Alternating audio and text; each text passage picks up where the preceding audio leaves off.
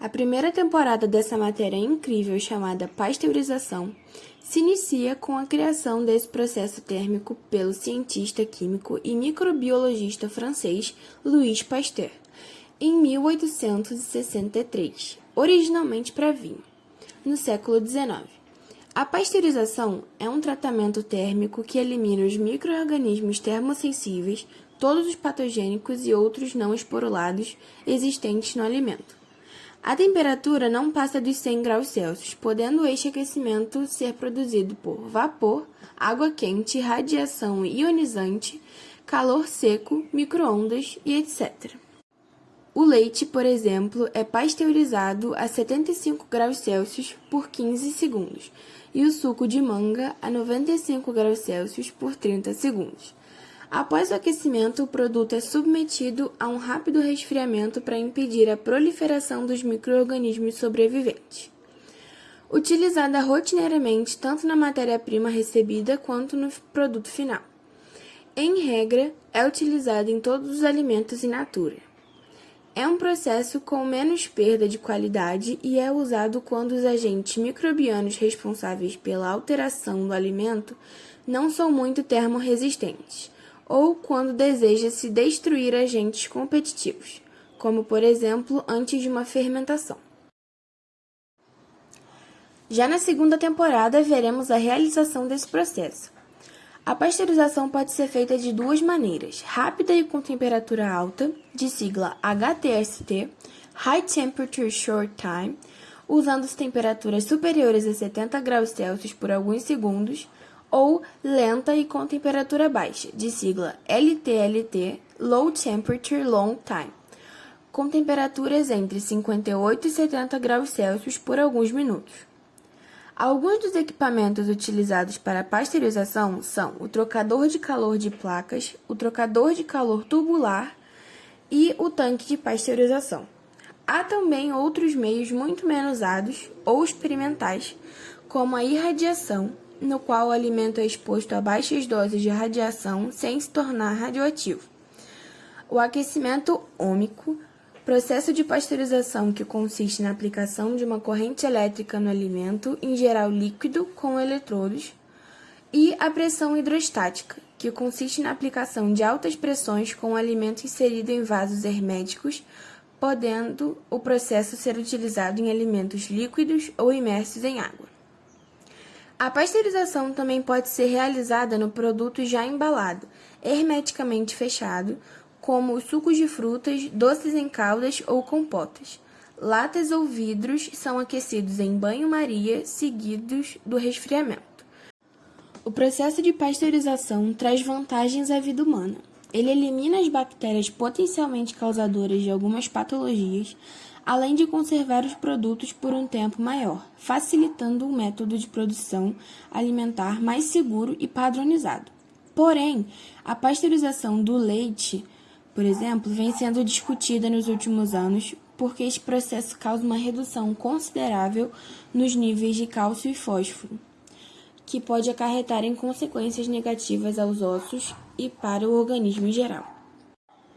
E para fechar com chave de ouro, a terceira temporada é com o tão aguardado fluxograma do leite. Todo e qualquer tipo de leite pode ser submetido ao tratamento térmico, exceto aquele leite que apresenta equilíbrio físico alterado devido à acidificação, pois irá coagular ou talhar, pelo efeito da elevação da temperatura. O leite pasteurizável deverá possuir as características organolépticas de um leite normal, tais como cheiro, sabor, cor e viscosidade. Nunca é demais lembrar a necessidade de medidas rígidas de higiene e sanitização do leite desde manejo, transporte, recepção e manipulação do produto após a pasteurização. Existe o leite pasteurizado, conforme o fluxograma abaixo, e o leite UHT.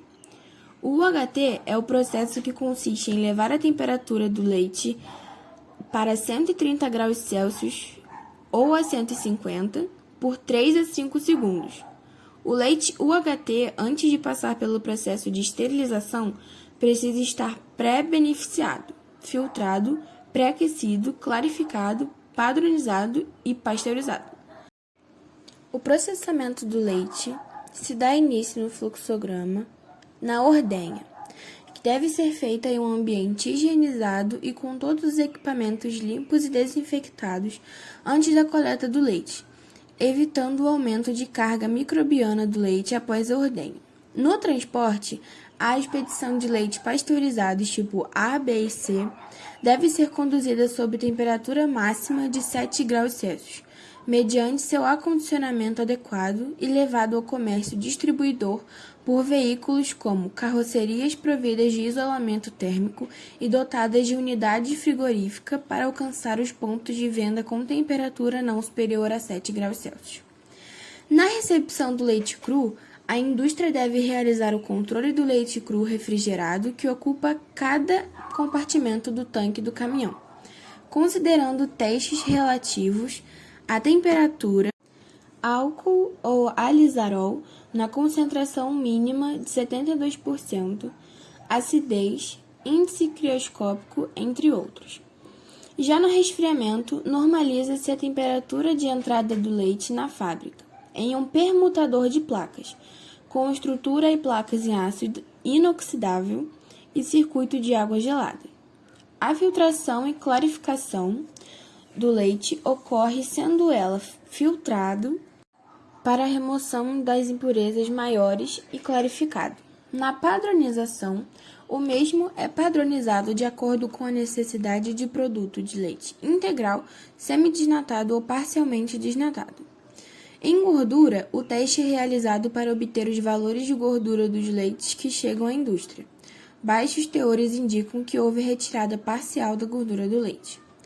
Na pasteurização em si, o leite é aquecido e resfriado circulando entre as placas, em camadas muito finas em um circuito fechado, ao abrigo de ar e da luz sob a pressão. A temperatura de aquecimento é de 71 a 75 graus Celsius durante 15 segundos e resfriado com água gelada a temperatura de 2 a 3 graus Celsius. No armazenamento, estocagem em câmara frigorífera, o produto é colocado em cubas, 10 litros por cuba, e armazenado nas câmaras de resfriamento a temperatura abaixo de 4 graus Celsius. No envase, o produto é envasado em circuito fechado, com intervalos pré-fixados. Após dosada a quantidade de leite para a embalagem, a mesma passa por uma luz ultravioleta antes de ser dobrada e soldada para receber o leite. E, finalmente, na expedição, o produto é transportado dentro das cubas em veículos que possuem recipiente isotérmico e gerador de frio, com temperatura controlada e abaixo de 7 graus Celsius, respeitando o limite de 10 litros por cuba.